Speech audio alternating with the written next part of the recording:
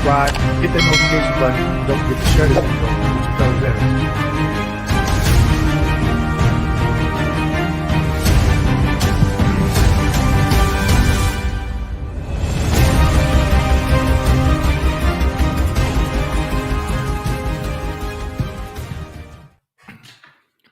Good evening, everyone. My name is Dwayne Kimball, owner and founder of Camby 89, a VA claims consulting, United States Army veteran, and retired VA rating specialist. Thank you for joining me this evening for my monthly live Q&A session where I'm live and I will be answering as many questions as possible. So this is only for 1 hour. I may not get through all the questions, okay? If not, I'll be on next month. I do this the first Wednesday of every month at 7 p.m. Eastern Standard Time. Okay. So before we get into the day's Q&A, I just had a couple of announcements that I wanted to go over. I know I've been getting a lot of feedback from some of the videos that I've been posting. Now, I think it was week before last, I did a video where I talked about ripping the Band-Aid off. Okay. A lot of you that may have talked to me or clients or current clients or previous clients, or you took one of my training sessions, you all know I am a retired VA rating specialist. So what does that mean? Because I get a lot of comments and I don't think people understand what that means. If you are service connected or you filed a claim with the VA at any time and maybe you got a grant or denial, hopefully a grant, I and my team used to write those for the VA. We know what we're talking about, okay? We know what we are talking about. We lived it for years adjudicating claims, and we all adjudicated our own claims, okay? So when I'm telling you or showing you a slide in one of my YouTube videos, I've done the research. I remember a lot of this stuff from when, I was trained as a VA. I'm trained by the VA and worked as a rater. I know what I'm talking about, okay? I may not have all the answers, but I do know, myself and my staff know where to go and find them. You cannot memorize every single regulation, M21 manual reference, court case. You cannot do it. It's too many of them. But I know where to go and find them and understand them as it pertains to our clients' claims, okay? Now, with that being said, a couple of things I want to cover. Okay, first, DBQs. We're getting a lot of questions. I've done videos this year, even last year, where I was warning people of trends that I have been seeing from VA raters and VA VSRs. Last year, it was hit and miss, meaning you submit a DBQ, an actionable DBQ and or Nexus statement, you wouldn't get an exam. Now, every vet that I've talked to that submitted a DBQ and Nexus, maybe 1%, the majority of the veterans, they are scheduling VA CMP exams. And now I'm not saying to go or not to go. That is totally up to you. In some of my past videos, I told people I didn't go because you have to ask yourself, why are the DBQs on the VA's website? Why? It makes no sense if you go pay a couple $100 or whatever to get a DBQ done and you get it done per the VA guidelines. Veterans are still not asking this question when they do a high-level review. If they refuse the exam, which that's totally your right, and you submitted an actual and sufficient DBQ, the first question is you need to ask that decision review officer when you do the high-level review, why do you have why are the DBQs on the VA's website? Why? Nobody is asking that question. Let me answer it for you. DBQs came out when I rated. The memo said we are coming out with these DBQs to help alleviate the backlog. That's why they came out. So on one hand, they're saying you can use these and then you submit them per the VA's guidelines and you get scheduled for a CMP exam. If you decide not to go and they deny it, holler review. Why does the VA have, what is the purpose of DBQs on a public VA website and VA employees are still going to request an exam? It makes no sense. That's a contradiction in itself. So I'm giving you something to think about. When I rated, I saw what the veteran was claiming, verified how they were claiming it. Oh, they have a DBQ. It's an increase. I look at it. Yep, it's good to go. I'm knocking that claim out in less than 30 minutes, depending on what the condition, how many DBQs the veteran submitted. That's not happening now. Okay, so understand that. And you have some VA employees that are not advocates for you. Stop thinking that everybody at the VA has your best interests at heart. They do not. I'm ripping the Band-Aid off, okay? I didn't want to go here because I didn't want to take your focus off your claim, and so you can focus more on the VA regulations. But it's not happening. Stop thinking that everybody at the VA, VHA, VBA has your best interests at heart, especially these third-party CMP examiners.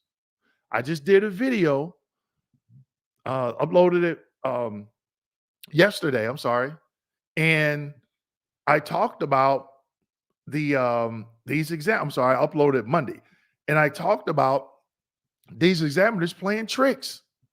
Stop going to these exams thinking they're your friend. Stop falling for the okie doke. Oh, thank you for your service. What branch did you serve? Stop falling for that. Go in, tell the truth, but most of all, be educated on why you're there. Okay? Now, a lot of people ask me, Dwayne, do you write DBQs, Nexus letters? No, I'm not a medical professional.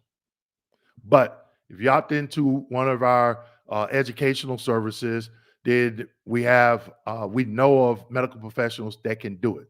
But it's a certain educational service that you opt into once you become a client. So don't email me and say, Dwayne, can you give me that doctor's number? No, if you're not a client, you don't get access. Okay. And you need your VA claims folder. It comes on a CD. I'm pretty sure if you follow me, you've seen where I've showed it. You have to have that because your doctor that's completing that DBQ has to have access to the same evidence that third-party VA CMP examiner has access to. That's the CD.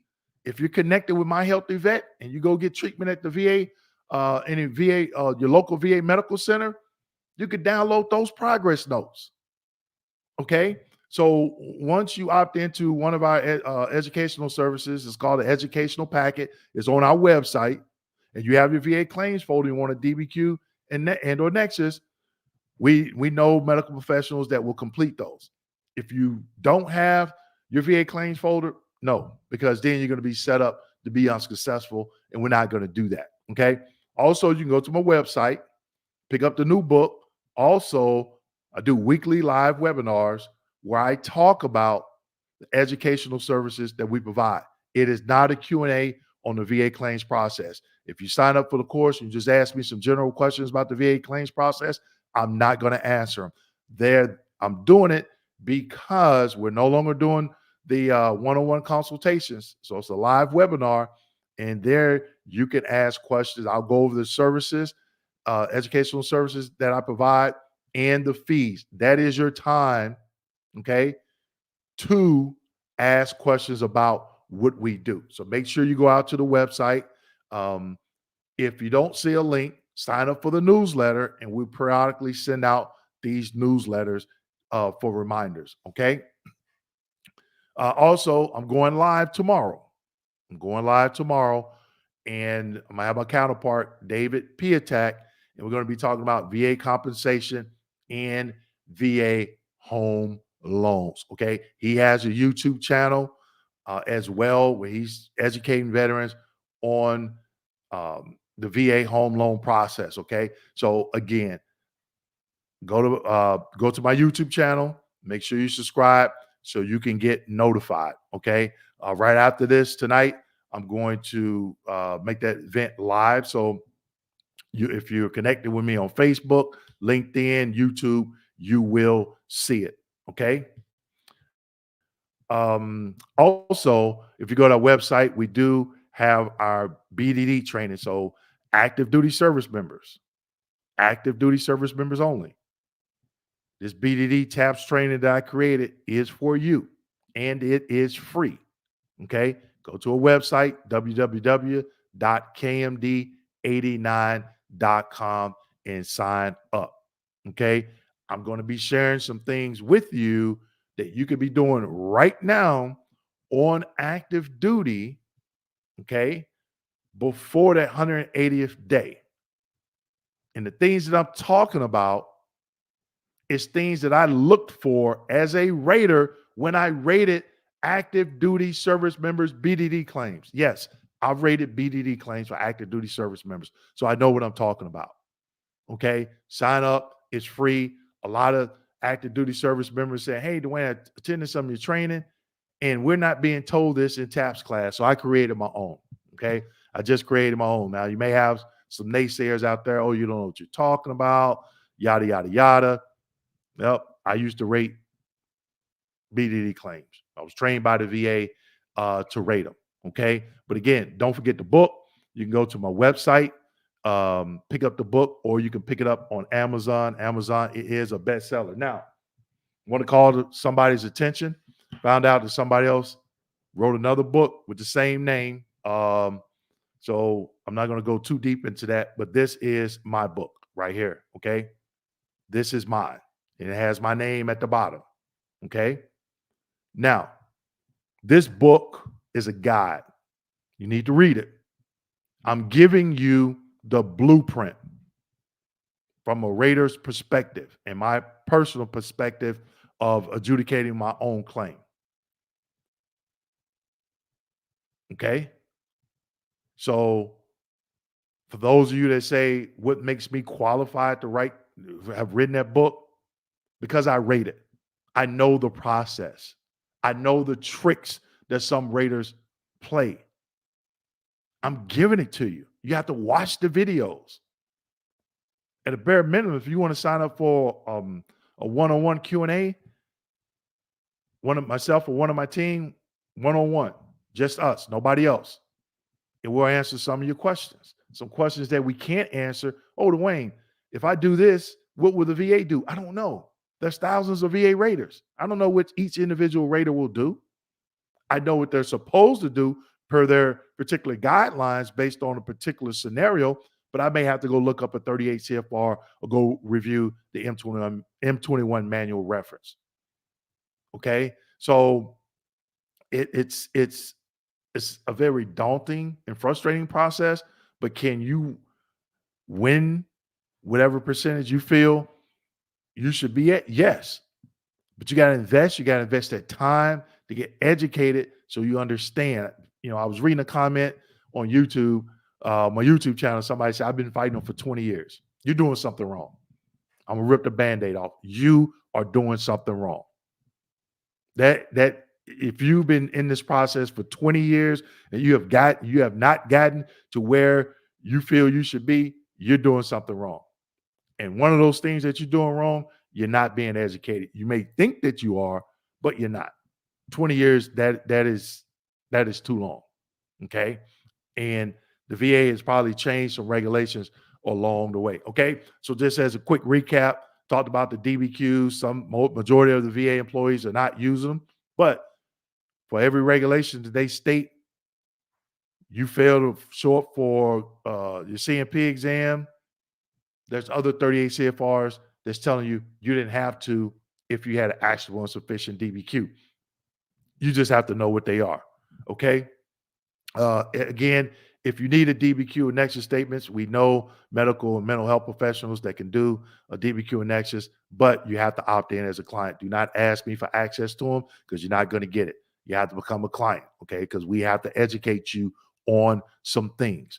Make sure you sign up for my live webinar. I'm doing them weekly. Sometimes I do them at noon, lunchtime, and sometimes I do them on the weekend. I went from 60 minutes to 90 minutes, okay? Because I want people to understand what we do and how they can become clients, okay? Going live tomorrow. If you're thinking about refinancing your home, purchasing a home, using a VA home loan, again, some of you probably seen me with David Piatek, okay? He's a VA home loan guru, all right? We're going to be talking about compensation, but I'm going to give him a little bit more time on the VA housing part, okay? So definitely if you're looking for information about that, and he has consultations where you can sign up with him and talk with him one-on-one during the live stream tomorrow. We will be giving that link, his Calendly link, for you to sign up. Talked about the BDD claims process with active duty service members. Love to see you there. And I'm going to go ahead and get into this Q&A. But before I get into it, let me tell you something. These VA employees are not playing around, okay? They are not playing around. I don't think the training is the same. I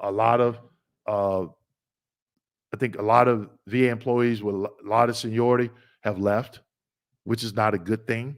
I did a couple of part one, part two on that, VA employees leaving. There was a huge media article on this. Okay, they're leaving.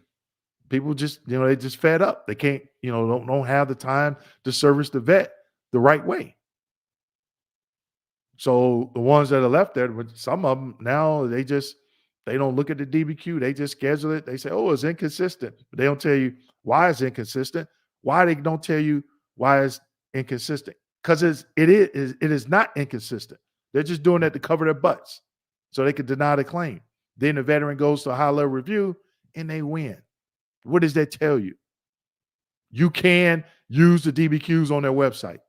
All right. So I don't want to harp on that too long. I might have to follow. I know somebody going to tell me, Dwayne, don't be frustrated. Get educated. Okay. So let's go ahead and let's get into it. We got the first question here from LJ. 100% PNT, August 2023. Congrats. HLR for paying conference occurred September 2023. Drove found DTA error for federal records review for paying and sent back for federal records gathering. I received we made a decision on your VA benefits letter and the Drove decision. Okay. Can I still withdraw current pain claim even though decision on the issue was rendered as DTA during high-level review conference? Current status of claim is decision pending. Okay. Yes, you actually can. LJ, I don't know that. I don't have that CFR memorized. Probably take me like 60 seconds to go look it up. But another thing, a lot of veterans are saying, Dwayne, they have a DTA error. They had the informal conference. And then they'll call me after the informal conference and say, Dwayne, what's the DTA error? I'm like, wait a minute. You had the decision review officer on the phone and they told you it was a DTA error and you didn't ask them? That's a problem. I wouldn't know that. They're the ones who said it. That's who you have to ask. So LJ, yes, you can withdraw it, but you have to withdraw it before. No. Take that back. If they made a decision already, then you cannot withdraw it. If it's already been adjudicated, you cannot withdraw it. You have to do it before a decision has been made. Why is it so hard to work with the VA, VSO, BDD, and PCP? They all make it seem like I am the one with the problem. Okay, primary care physicians, they're on VHA side. I worked on VBA under compensation only. Okay, VSOs, you got some good ones and you got some bad ones. I used to facilitate hearings, and I'm start being honest with everyone. Okay, and I don't want to make it seem like I'm upset with the VA because I'm not. There's a lot of VA employees that I know they're still working that system. They're doing a heck of a job, but there are some that, frankly, they shouldn't be working there because they're not advocates for veterans. Okay, so when I used to facilitate some hearings for veterans, I could tell within 5-10 minutes if that VSO knew what they were talking about or not. You got some really, really good VSOs. You got some, they don't know what the hell they're doing. I'm sorry. They don't. They're just there getting a check. That's it. So you have to figure out if, you know, if your VSO is a good one or not. I can't tell you. And there are some lawyers, same thing. People think, oh, I'm gonna go get a lawyer. And what does that mean? If I had a piece of paper from a lawyer, I looked at it, oh, they completed the 526 EZ wrong. Send it back to the VSR, send it to the veteran and say, we need this, this, this, and this. Your lawyer screwed up your paperwork or your VSO screwed. We didn't put that in there, but that's what it was. We couldn't say that, but yeah, that's what it was. And guess what? They got you sit back to the end of the line. Okay, so stop thinking just because they're a lawyer that's going to push your claim through. No, I didn't. If it came from your congressperson, I did not care. I had to follow the 38 CFR. Okay, I had to follow that. Not a letter from a lawyer, not a letter from a congressperson. I had to follow the 38 CFR or I was going to get fired. And I wasn't going to get fired for somebody that trusted somebody else that didn't know what they were doing. Okay, it's just that simple. If I just would have granted everything and did it, now I'm committing the error. You commit so many of them, you're going to get fired. All right, you're on that production quota. All right, Twisted L. If I file an increase for mental health, who can fill out my DBQs? Would I be able to use LPC? Okay, this is what I'm talking about. Education. At the top of that mental health DBQ, it tells you who can complete that DBQ for mental health. Guess what? I did a video on it, called it VA medical doctors or something like that. Or who does the VA recognize as medical doctors? And I talk about that. Guess where else you can find it? In the M21 manual reference, but it's on the DBQ as well, on the PTSD review DBQ and the DBQ for other than PTSD DBQ at the top. We have to read this paperwork. Read it before you fill it out. They're giving you the information. It's on that paperwork that they send you.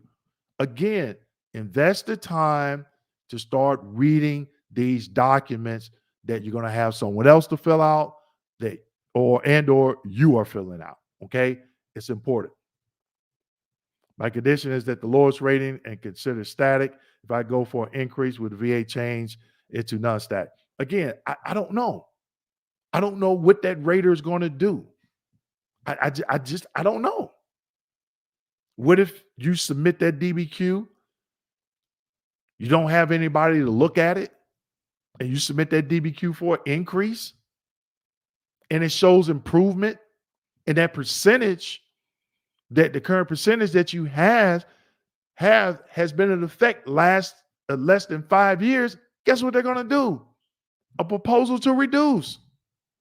I'm giving you the blueprint. I'm talking about some of this stuff in this book. Okay. So Twisted, I can't say if they're going to say it's static because I haven't seen the DBQ. It's just no way. Okay, Annette, I submitted my VA clothing allowance in July and went in today to check my status as of why I haven't gotten it. Apparently, I got lost in the system, and it's being worked now after 90 days waiting. What should I do to get this fixed? Okay, people, one of the things that I talk about in some of my training that I do for nonprofits, and even in my live webinar where I talk about the educational services that we provide. And in that, I do talk about the fees. Okay. And we got the fees on the website now. If in there, I talk about VBA, VHA, and NCA, National Cemetery Administration, Veterans Healthcare Administration, and VBA, Veterans Benefit Administration. And I give you a list of what's conducted under each one. I talk about things under VBA, not VHA or NCA. Clothing allowance is under VHA.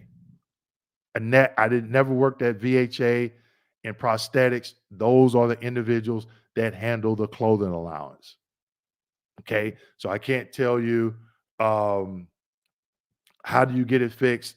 I know I had an issue one year. I filed a White House hotline complaint because I got tired of the back and forth with the individuals in prosthetics. And within 48 hours, it was rectified. Okay. I do have a video on my channel where I talk about clothing allowance, but not if you have some issues. But it's the prosthetics department at your local VA. Hope you kept some copies. Okay. All right, Twisted. Break the question down. I see you got like four um, long things. I want to make sure I get to everybody. Okay. Hey, Dwayne, thank you so much for all you do. I'm sorry I rapid fire a lot of questions. I won't be at the live, but we'll rewatch it later. All the best. Okay. All right. Let me go back. I don't know. I'm gonna try to do this. Once the CMP has been conducted, who sees the claims file next? It goes back to the regional office. A VSR who then sends it up to an RVSR. That is correct, or does it go straight to an RVSR? No.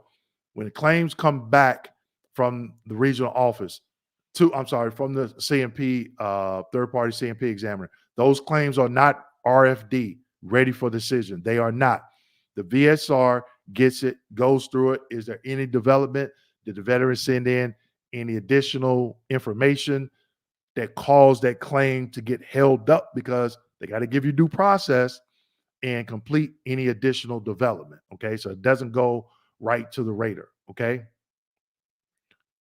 It's not Russian roulette. As far as the rank of evidence, what evidence holds the most weight to the least weight, in your opinion? Um, let's see. Not diagnosed with sleep apnea yet. I have trouble sleeping because of chronic back pain, obesity that causes daytime sleepiness. How do I claim hyper? Okay, Twisted. There's 5 different ways of service connection. I'm not going to get into all of them.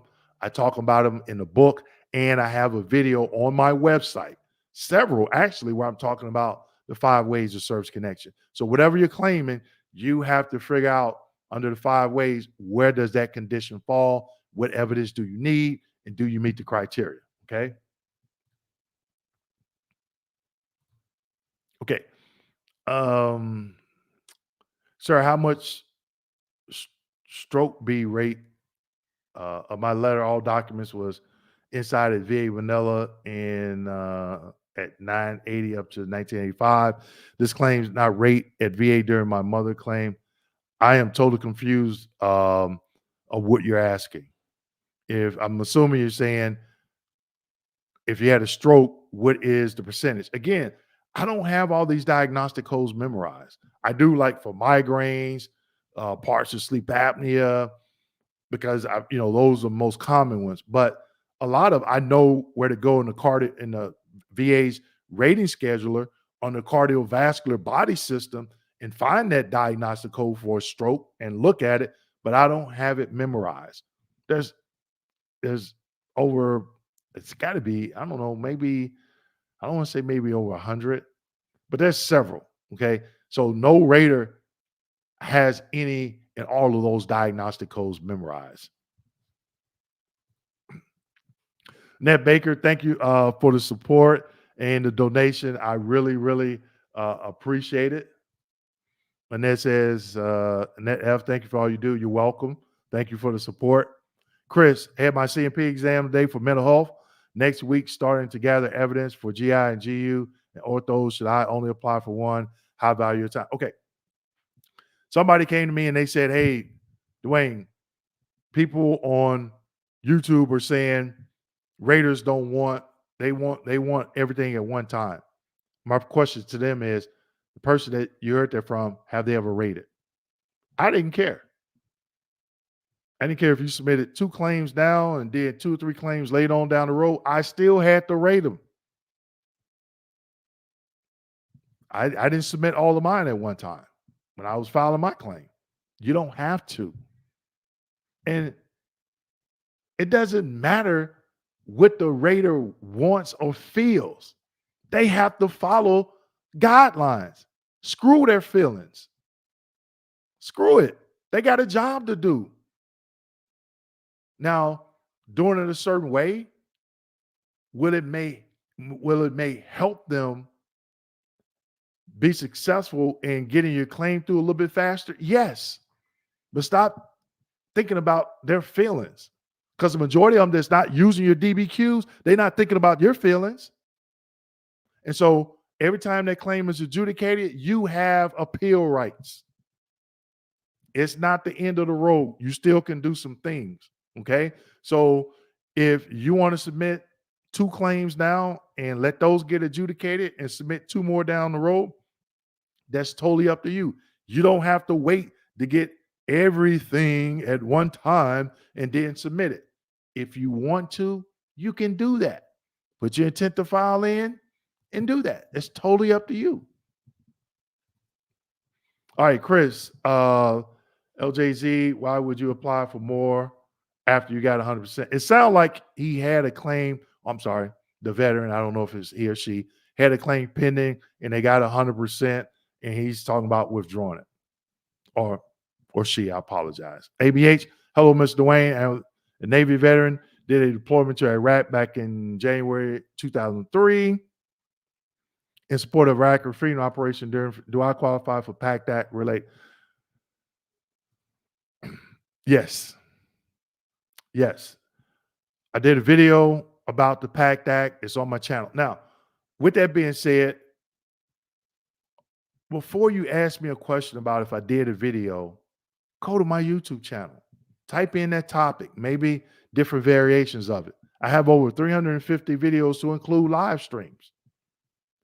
Again, you have to, veterans, they just want a lot of this stuff spoon-fed to them. And it's going to be very frustrating to you if you're that person. And when I talk about investment, I'm talking about your time, going out there and finding stuff. Okay. So ABH, make sure you go to my channel. Just when you get to my channel, click on videos, and then to the right, there'll be a little hourglass, and just type in PACT Act, and those videos will come up. Okay. Roberto, granted hearing increase in March 2023, just scheduled for a new hearing. CMP, is that legal? Assuming you're coming in for another increase. Okay. Yeah, you can do that. Okay, you can do that. I've had clients that the day that they got their decision, they were like, nope, I should be higher than that. And the next day they filed for an increase. Okay. John Thompson, hey, Dwayne, I received decision on my appeal from the board. I granted for this stemia disorder. I wonder what that is. I don't know what that is. I'm assuming it's a mental health, but anyway, had 6 other remanded. My question is, what time frame? There's no time frame. No time frame. Okay, there is no time frame. I've seen claims where veterans had DBQs and Nexus statements get rated in the same week that they submitted it. The fastest I ever did a claim was 2 hours from when the veteran submitted it and when I did that rating decision. Now, I actually took the claim in from the veteran, a program that I worked at where veterans could come and file claims in person. And guess what? The VA got rid of it. Management thought, oh, these 9 raters that go over here, volunteer to go over here 2 or 3 times a month, they could come back. We can shut that down. They can help alleviate the backlog. That was stupid. That was a stupid decision. I mean, it make no sense. When we're able to rate claims that quick, you bring in the 526EZ, you have your DBQ. I'm looking at it. Yep, your service connected. The DBQ, you filed a claim for an increase for whatever, looked at the DBQ. Yes, it's actionable and sufficient. I take it back to the regional office, get with my VSR. Hey, assess the EP. I go ahead and rate it right there on the spot. It's just that quick. But if you don't know what you're doing, you're not educated, you're going to be lost. I'm giving you the blueprint. Okay. Going on a little rock, go mob, Mizzou Tigers. Big time. All VA claims require a diagnosis. Yes, you got to have a diagnosis. They do not service connect for symptoms. Lena from New Jersey, need help immediately. Okay. Sign up for my live webinar. Go to my website. Okay. I'm going to put my website in the comments. www.km. Oh, wait a minute. .kmd89.com. Okay.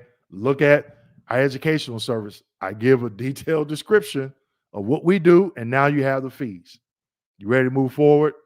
Send me an email at this email here. Okay. Sorry, I should have already had this set up, but this is the email. Okay. Email me there and let me know what you're interested in. Been getting a lot of people that send me an email, say, hey, Dwayne, I got some questions about high level review. Hey, I got a CMP exam coming up. I got some questions. I got questions about the diagnostic codes, and we do a Q&A. Send me an email. We get them set up for a Zoom call. Just that easy, quick. Okay. Get back some of these questions. Stephen, I got a question for you. Okay. My question is, I am an honorable discharge veteran. I hear tell that if I get all my medications to the VA, I can get money back. What's going on with that? Never heard of that. Stephen, that's on the VHA side, medication. I've never worked on the VHA side. Sometimes I'll do videos about certain things on the VHA side when I hear about it and I do some research, but reimbursement for medication, that I don't know. I'm not going to say you can't. I never heard of it. Never heard anybody talk about it. Gene Simmons Ranger, good evening, fellow vets and family members. Thumbs up for this great American for his efforts to assist all of us. Thanks, Gene. Definitely appreciate it. Yeah, we got 178 people. Somebody let me know how many thumbs up I got. Okay, Lisa, please let me know that you even see my name in your chat. Yep, Lisa, I see it. Benny, go. Yeah, Benny says, go Army. Thanks for educating us veterans. Thank you, Benny. I haven't seen you in a while. Hope all is well. I don't know if you're in Germany or Hawaii, but be safe. Okay, Mary, I have, if I was married to Army VA for 4 years before he died in 2001, and now I don't get anything, I am on his SS. And okay, good question, Mary. I'm glad you brought this up. Veterans, stop playing hard like you just you're still in the military. I'm not gonna go and I'm not gonna take none of this money because for other vets, there's no limit. Okay, if you don't get service connected, that money's just gonna go to someone else and then somebody else or somebody else. I get questions, I get phone calls from spouses, veterans passed away. They had all these issues, presumptive issues, especially the Vietnam veterans. They died from a heart condition and they never filed a claim for ischemic heart disease. And they left their family in the cold.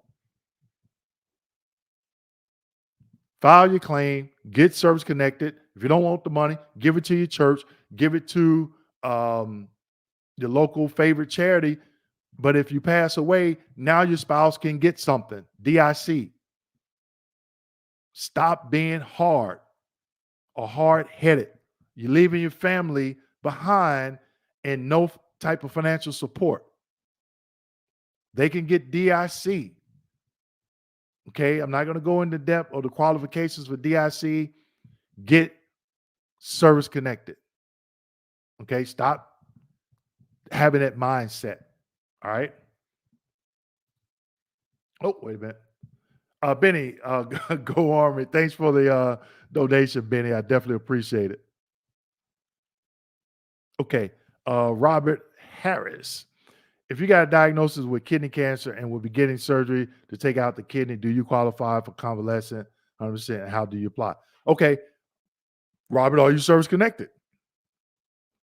For any SMC or paragraph 29 or paragraph 30, that covers hospitalization and surgery, paragraph 29, paragraph 30, it has to be for a service-connected condition. And then you file a claim for convalescence, whether it's paragraph 29, paragraph 30. Robert, if you go to my channel, make sure you subscribe, go to my channel and put in, just type in 29 and 30. And that video come up that I did where I'm explaining paragraph 29, paragraph 30, see which one you qualify for, but it has to be for a service-connected condition, okay? Gene says, Dwayne is correct. This is a waste of taxpayers' money. Why are vets being sent to a CMP exam for no reason? I have asked my congressional rep. Exactly, Gene. No one is, I've talked about it in some videos, and vets are still missing the boat. But I'm going to ask you tonight, why do the VA have DBQs on their website? Why do they make them public? Why? I'm just kidding. I want to know your answer. I know, but I want to know your answer. The raters are told to do that by design. No, actually, no. When I rated, no. Now, I'm going to tell you a story. Supervisor, and him and I hired in together. And he went into management. I'm not doing it because I worked in management in the private sector for years. And I'm like, I'm not babysitting no more. Okay, I just want to show up, do my job, and go home. He would give me a claim. Oh, the front office wants this rated.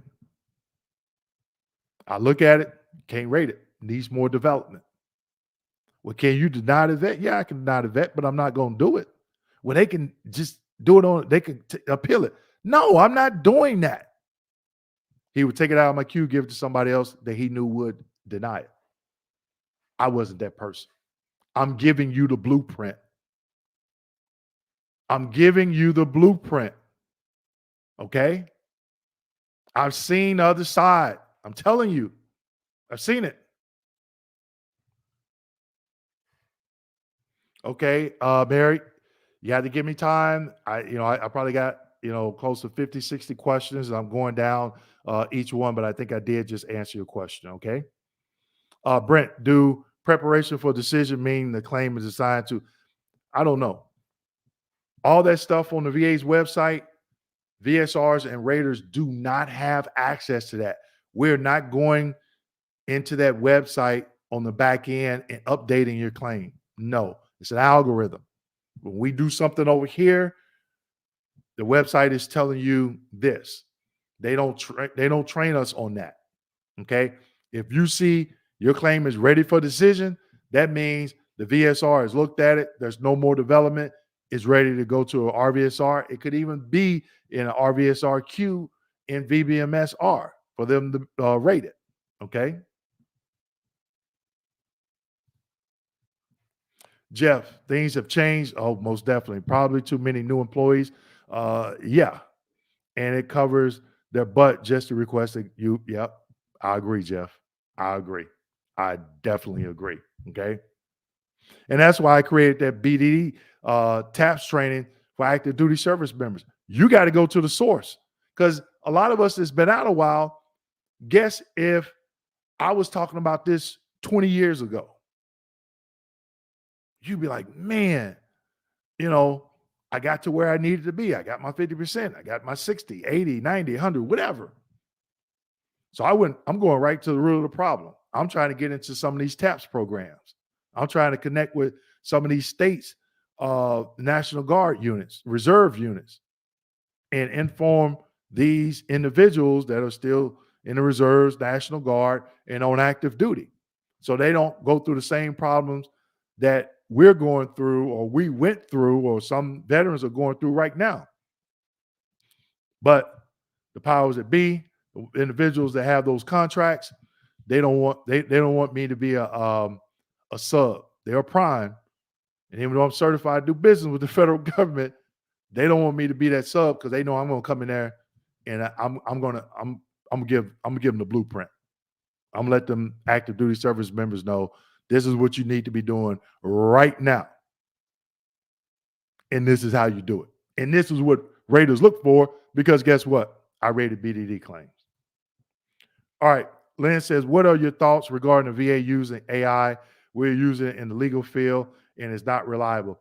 Lynn, that is good. I think I did a YouTube short where I talked about it because somebody was like, oh, use AI.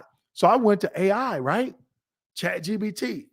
Hey, write me uh, a claim, give me wording for my claim, my VA claim for migraines on the for the diagnostic code criteria for 50% based off treatment and complaints in service. Oh man, it gave me a heck of a wording, but there was some stuff missing. So even though you use ChatGPT, whether it be for VA or whatever, it's not a human. You still have to go in and make some tweaks and make it sound human. Okay. But at the end of the day, if you're claiming on a direct basis, that VSR rater is looking at your medical records from active duty. And if it's not in there, deny it. It has to be documented, unless you're trying to claim it as a presumptive. So that's where the human factor comes in. Okay. So Lynn, that's definitely a good question. It's not, in this case, it is somewhat reliable, but there's things that the veteran still needs to get educated on, okay, to go along with that AI. Mr. Jimenez, greetings, Dwayne. I personally have had a lot of duty to assist errors. I see a lot of veterans going through the same. In your experience, why is this happening? Is the VA that incompetent at 90 with several claims pending? Mr. Jimenez, I did a video stuck at 90%, trying to get to 100. Make sure you go check it out. They're rushing. I think it's a lot of factors. They're rushing because they're on production quotas. And I remember being on that production quota, and if you're behind, you start rushing. And a lot of things get missed. And combination with them being new. You probably heard me talk about some of my videos when I came out of Raider training. Took me about 24 months for me just to get comfortable, just comfortable. Okay. Pretty sure some other people that I hired in with probably didn't take it that long, but for me, but after that, I felt comfortable. And did I make some mistakes? Yeah, human. You're gonna make them. All right. Sometimes I called them. Sometimes somebody else called them. Sometimes they were caught on appeal. All right. But you are right, Mr. Jimenez. It is happening a lot more now. And I think part of that is the training is not the same. They're rushing people through this training and say, oh, we'll give you a mentor. If you got a bad mentor, it's blind leading the blind. Okay. But again, if you're educated, you can point out those errors. When you go to a high level review, hey, I got a DTA error, and here, this is what it is. And this is what I think the evidence that's in my file, according to this 38 CFR, should have been used to grant the benefit. Something simple as that. All right, Michelle Smith. My husband is a Navy vet. He has a VA 0% hearing loss at discharge now. He has vertigo pretty bad. He got 10% for tinnitus last February. Okay. I don't know if there's a question there, but for the 0% for hearing loss, you can file an increase. If he has vertigo, is it secondary to the hearing loss and tinnitus? That's secondary claim. I'm claiming vertigo secondary to my service-connected hearing loss and tinnitus. Look at the diagnostic code for vertigo. It's in the 6,000 series, okay? And it'll give you the criteria. AJ Harris, I need to file for temp 100% for shoulder surgery. Which form should I use? You can use the VA form 21-526EZ. Again, watch my video on my channel, paragraph 29, paragraph 30. Okay? See which one you fall under. You need your operative report. Okay? You need your operative report. Also, your doctor, if you have a letter, and this is what I used to look for, 526EZ, operative report, and if the veteran submitted a letter from their doctor saying how long they needed to be off work, how long they needed to be in physical therapy, and how long, maybe a letter from the job, how long you are on restricted duty. If it's 6 months, I'm granting temporary 100% for convalescence for 6 months based off that information. I used to rate. There you go. I just gave it to you. Boom. Okay. Simple as that. But if you don't, you just submit the operative report. Now you're leaving up to the rater. Oh, well, I'll give a month. Or I'll give 2 months. But if you have all that information and, physical therapy, yep, needs to be 2 months. Convalescent needs to be a month. And restriction off work need to be 4 months. Whatever that totals up to, that's what I'm granting. If they don't grant it, that's easy on a high level review. Easy. Okay, LG, greetings, frat, go mob. On October 11th, I received 100% permanent total. Congrats. And it was backdated April 2022. Good. Felt good knowing I did it myself, learned a lot about the process. Good job. Good. See, look at that. Did it itself. LJ, frat, let me know how you educated yourself. Let everybody know in the comment section, how you educated yourself. Okay? Did it yourself. Didn't call me, even though we're in the same fraternity. He didn't call me. He didn't call a lawyer. He didn't do a VSO. He did it himself. Vets purchased Dwayne's book. And I'm going to tell you, this book, when I worked in the private sector in management, we had to think about being proactive. We got this conveyor belt. You got a motor on it, right? You got a pulley. That motor may last 5 years because that motor is running 24/7 unless we shut down for maintenance or holidays. And that company would say this motor will last 5 years. So we wouldn't wait until the motor just went kaput. We would swap it out in maybe 4.5 years. Send it back, get a refurbished one, get a discount, and put another one on the shelf. That's the way we had to think. VA managers, they don't think that way. They're not proactive, they're reactive. So what I did was things I learned from process improvement in the private sector for Fortune 500 companies I work for, and what I learned adjudicating my own claim and how to be successful and be proactive, I put it in this book. Okay? A lot of people have been telling me they've been having some success. Scrap Guy, what's going on there, Scrap Guy? Thito Girl, what's up, D. Kimmel from San Antonio? Thito Girl, you're going to be in the live stream tomorrow with me and Dave. I got to get that set up. My assistant dropped the ball on it. Ninja, what was the scenario a veteran lost his 100% PNT rating? I asked you that last time, and you said in certain situations the VA reduced 100% PNT rating. What was the scenario you saw?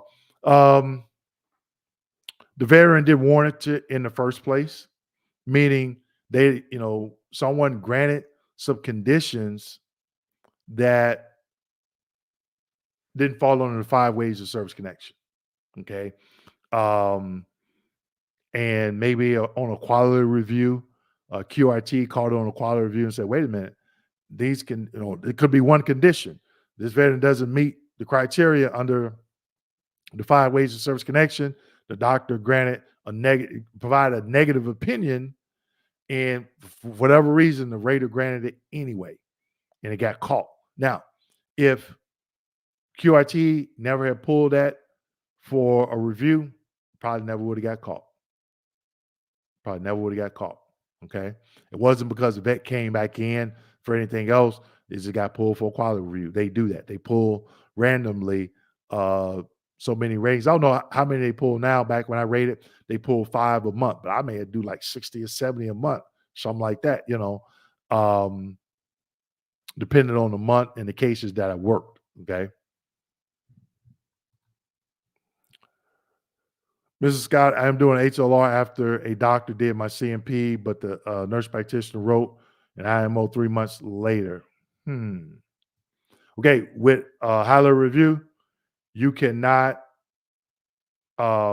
submit new evidence. You can, but they're not going to take it into consideration. Okay, Chris on Facebook, Dwayne, thank you for helping veterans get what they deserve.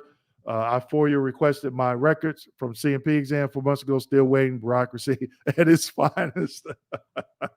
Well, hey, Chris, if it gives you any solace, it took me 11 months to get mine. Actually, I did a video, Chris, because it was taking them so long. They closed out my request. And in this video, I talk about what I did, called the VA White House hotline. And I walk you through step by step. And some other people watched that video and they said, Dwayne, it worked. I got mine in 2 weeks. Okay. So make sure you go to my channel, Chris, and find that video. Jeff, so are we doing Q&A tonight? Yeah. I just had to get some things off my chest, Jeff. Richard, sir, how do I win an elective surgery? Whoo, I never rated one of those. Richard, never. Unless the scar is painful and you had it on active duty. Continue. He has CMP on hearing loss next week, so you file for increase. How can he submit a claim for vertigo, service connected for, even though he is, vertigo secondary to bilateral hearing loss on a VA form 21-526 EZ, Ms. Smith. Sergeant Mad Dog, what do you think of? I don't know. I don't know, Sergeant Mad Dog. I don't. I don't comment on other people businesses. I don't follow them. If they're doing that, obviously they're doing a service for a veteran. But in any case, wherever you go, whatever paperwork you get, just make sure it is correct. Okay. But if it's something, like I said, we know medical professionals, but you have to be a client first. Okay. And that Baker says, preach, Dwayne, preach. Benzo, have non-service connected conditions that are past and current review with VA PC provider, primary care under VHA. Complaints, some are many years old. I now have last 2 years a newer service connected condition that these I don't see another continued there. Don't forget the thumbs up. Thank you, George.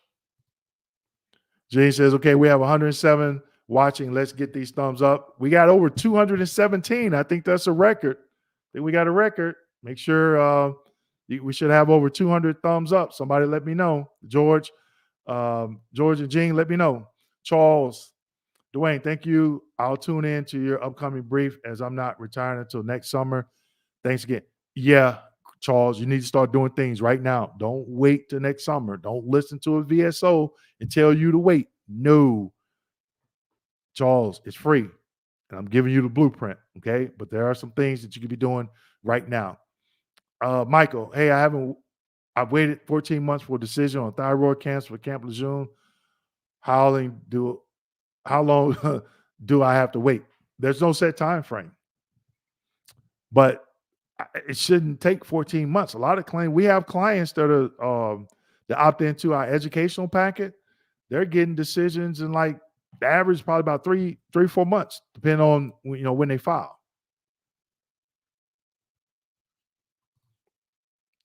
All right, Gus, why so many VA duty to assist errors? I'm at 90% with few claims pending, but I'm not alone with these errors, only to get denied at the end. Okay, let me tell you something, everybody. And thank you for the donation, Mr. Jimenez. Just because they find a duty to assist error doesn't mean that they're going to prove it. Okay?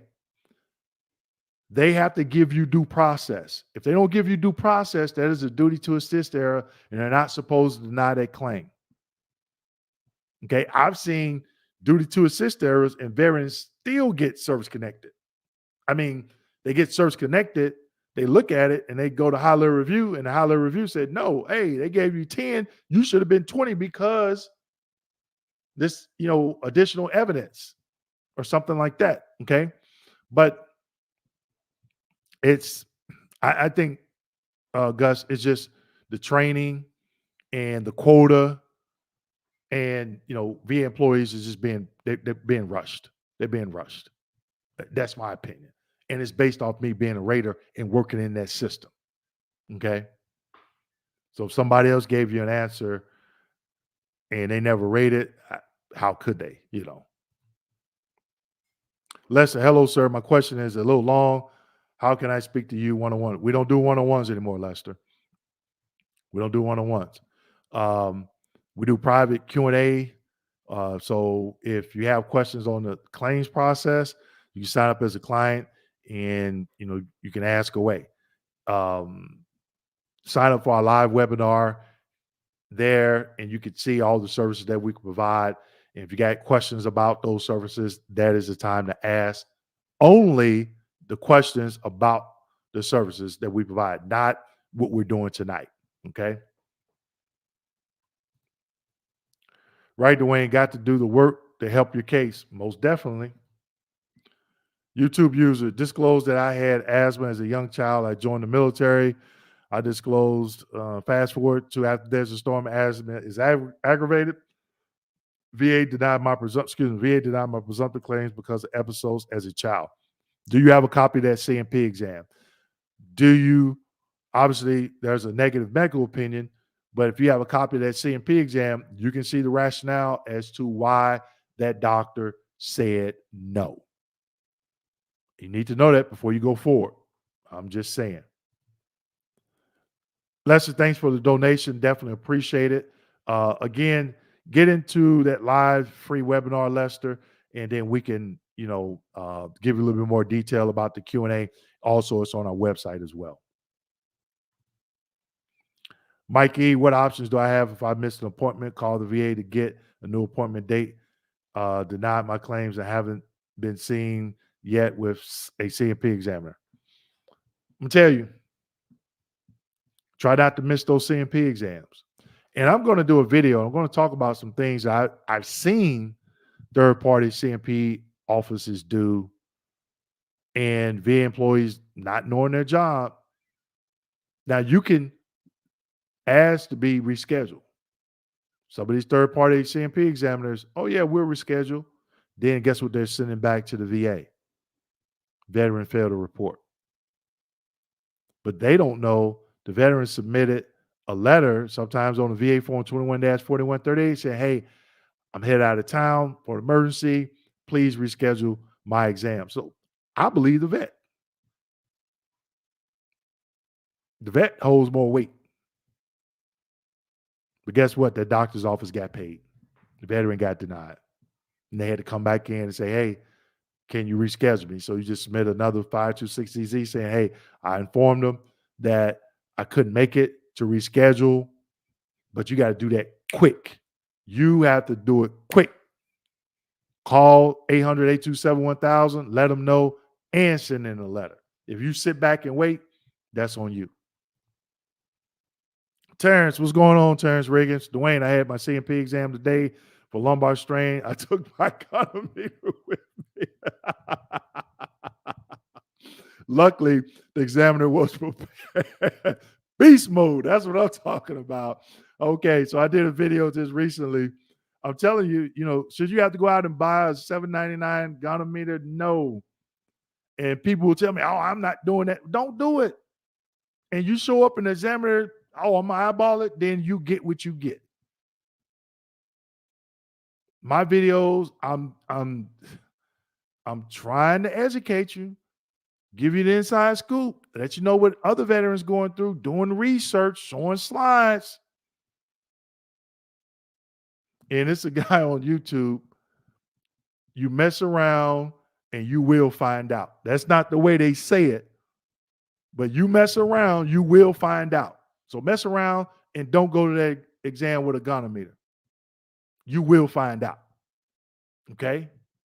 Thanks, Terrence, and I hope it works out for you. You say beast mode. That's what I'm talking about.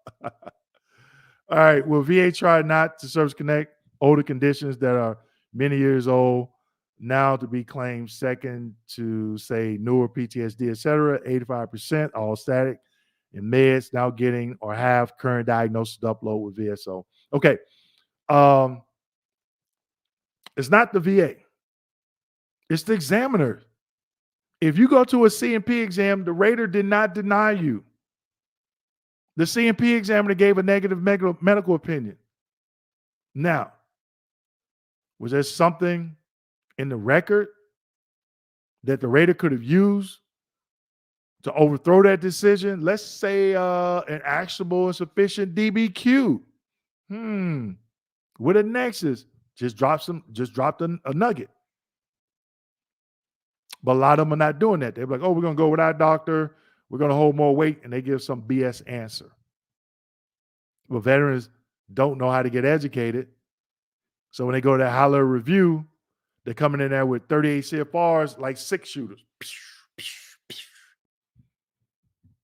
Letting that dro know, hey, the rater screwed up. Per 38 CFR states this. The M21 manual reference states this. Okay? Our clients know that because we educate them on it. You come over here to KMD 89, you put in some work. You're going to be educated. You're going to be educated enough where you can go and help another veteran.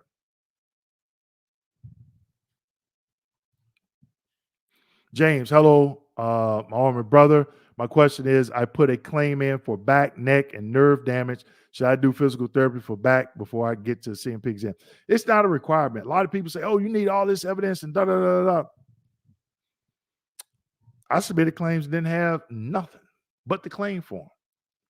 Didn't need it. Now, could that help? Yes. But I can't say that it will. I can't even tell you if that examiner will look at it. And this is another thing. I'm going to wrap it up with this. How do you catch an error, CUE, right? So let's say you file a claim for a back condition. You were treated in service for this back condition. You go to a C&P exam.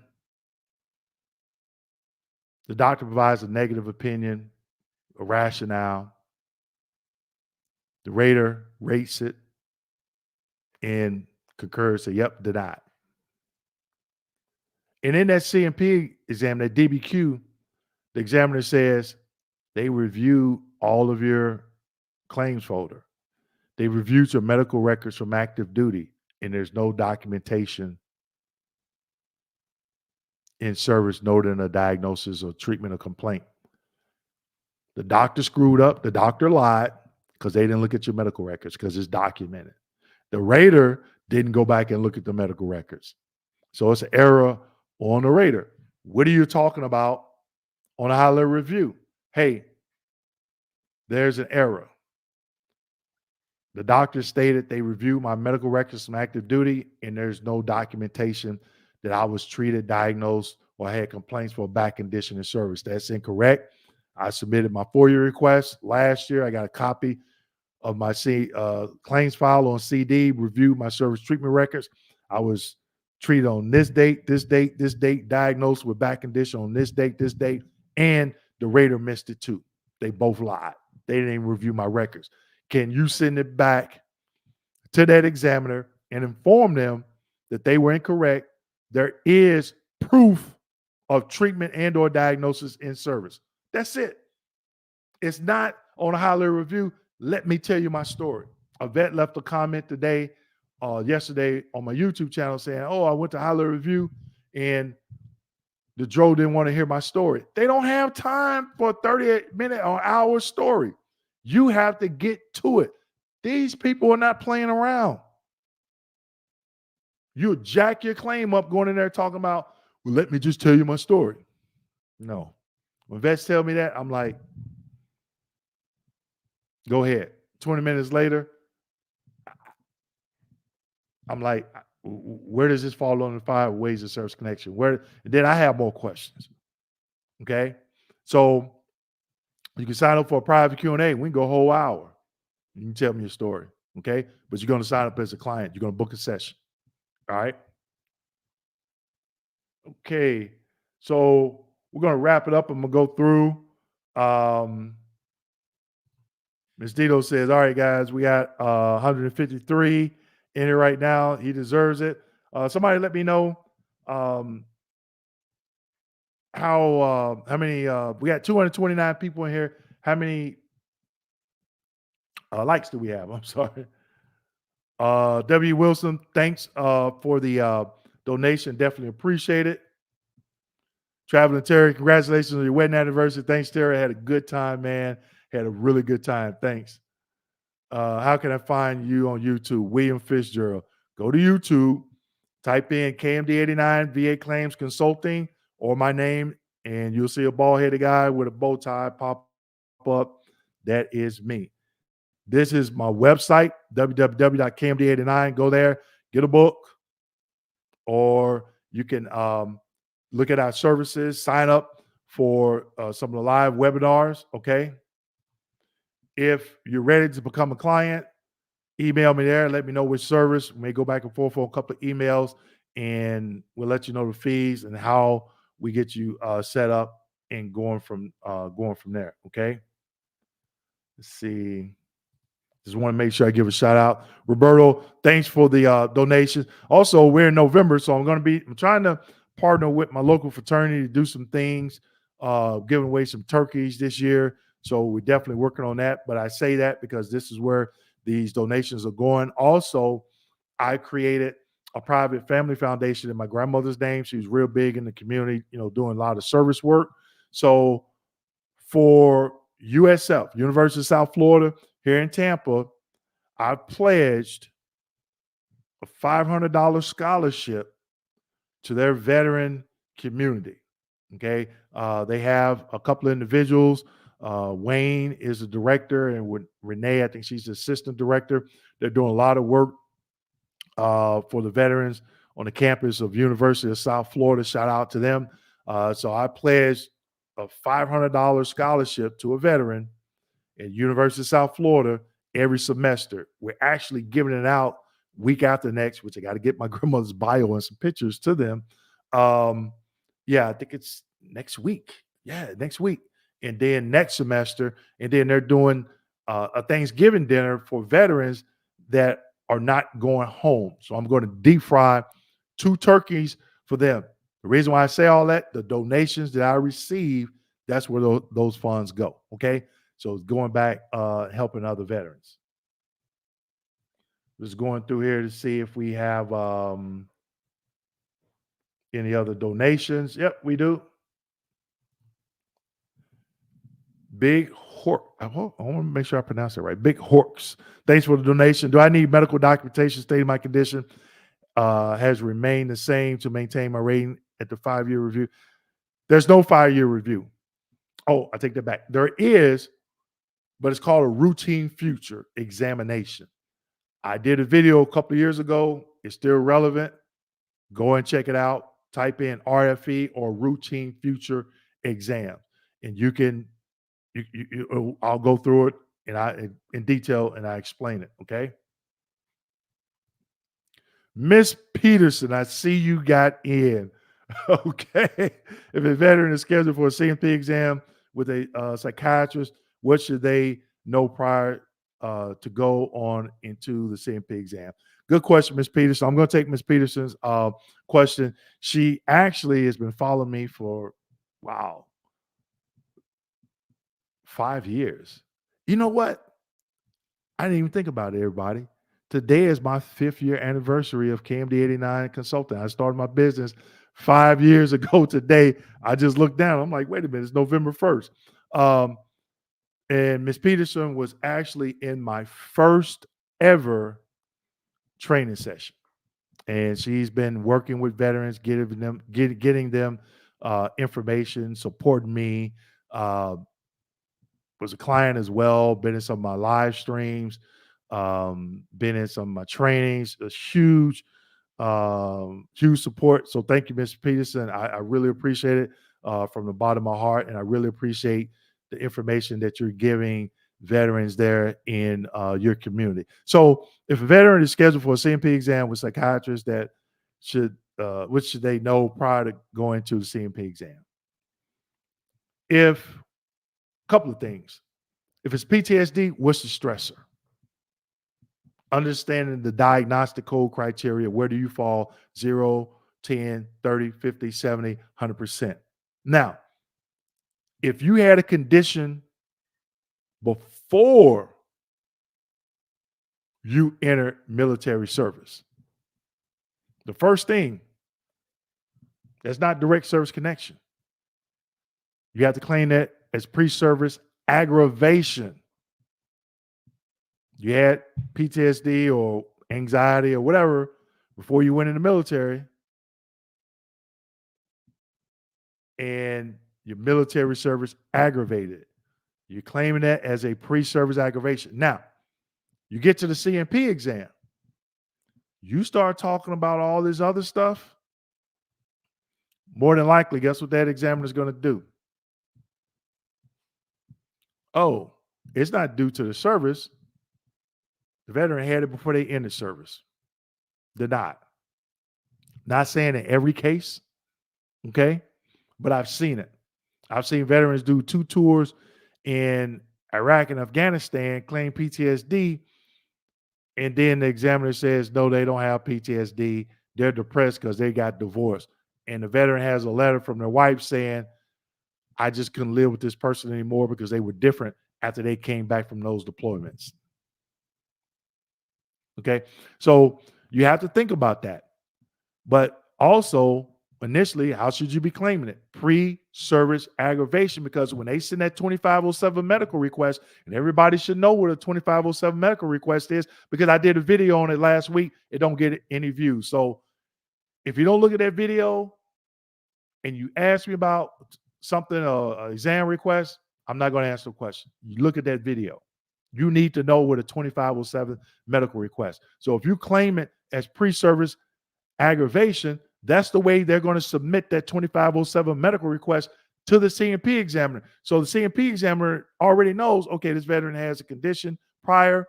You get in there, hey, I had this condition prior, but my military service aggravated, and this is why.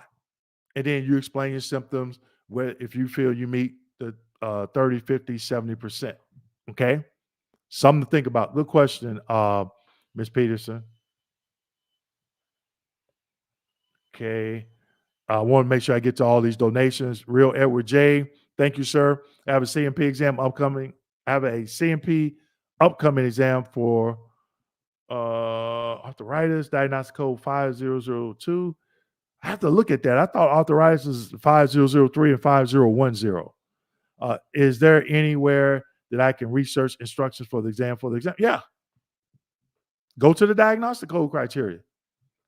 So whatever you're claiming, obviously it falls on one of the 5 ways to service connection. You got the diagnostic code. What is the criteria? That's what you're talking about. Okay? That's easy. You're like 95% of the way there. Real Edward. Terrence say, great book.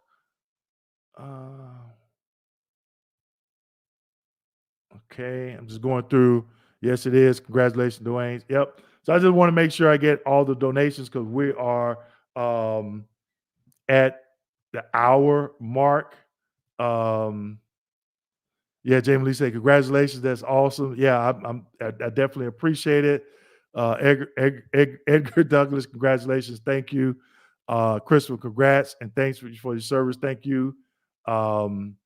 Eddie Austin, congratulations. Yeah, I don't know how I'm running 100 miles a minute, everyone.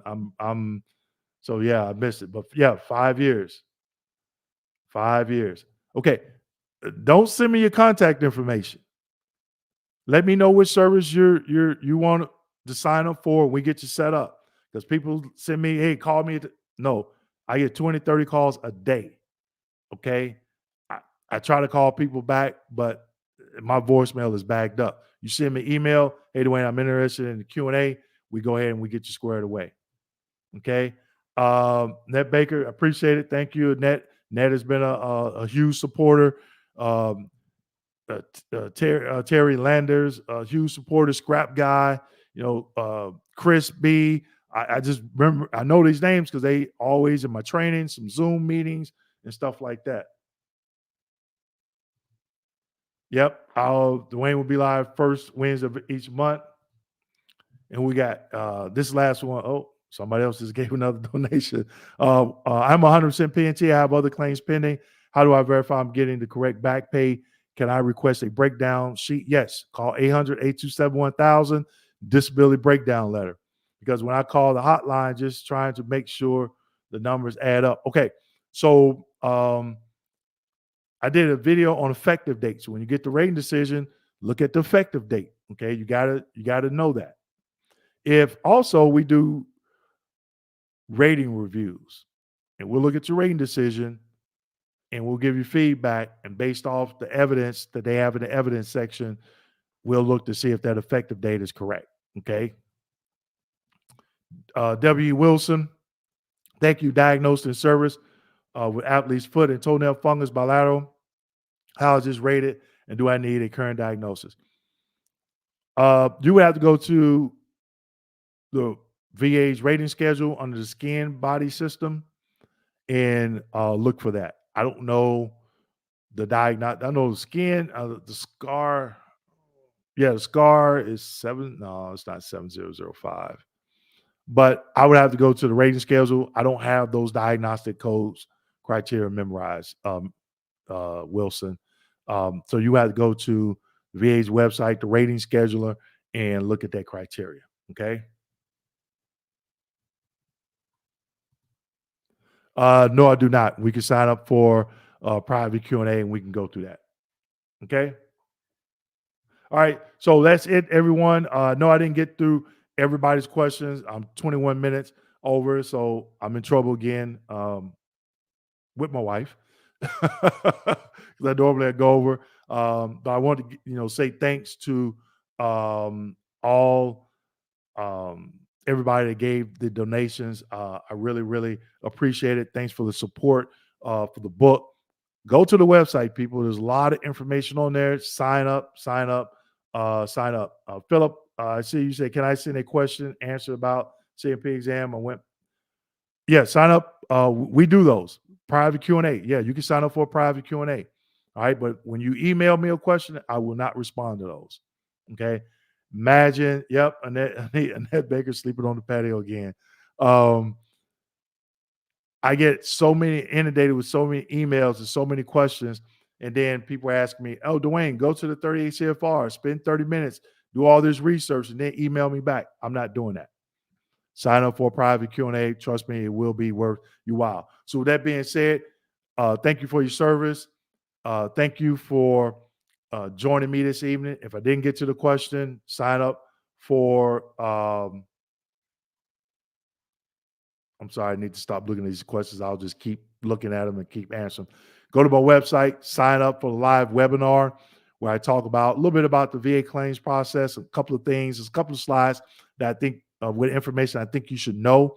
Also, live webinars where I talk about in these webinars, I talk about my educational services, the fees, and how you could get signed up as a client. Okay. Also, BDD claims, active duty service members, military spouses, that's free. I'll tell you what TAPS is not telling you. Okay. I will tell you what TAPS are not telling you and what raters are looking for. Okay. So, with that being said, definitely stay connected with me. LinkedIn, Facebook. If you're still in the VA claims process, I wish you much luck. If you're ready to become a client, we would love to serve you. If you have your VA claims folder, need a DBQ and Nexus statement, and you want to sign up, become a client for one of our educational packets, then you have access. Okay. So with that being said, make sure you like, subscribe, hit that notification button, and enjoy the rest of your evening. Thank you.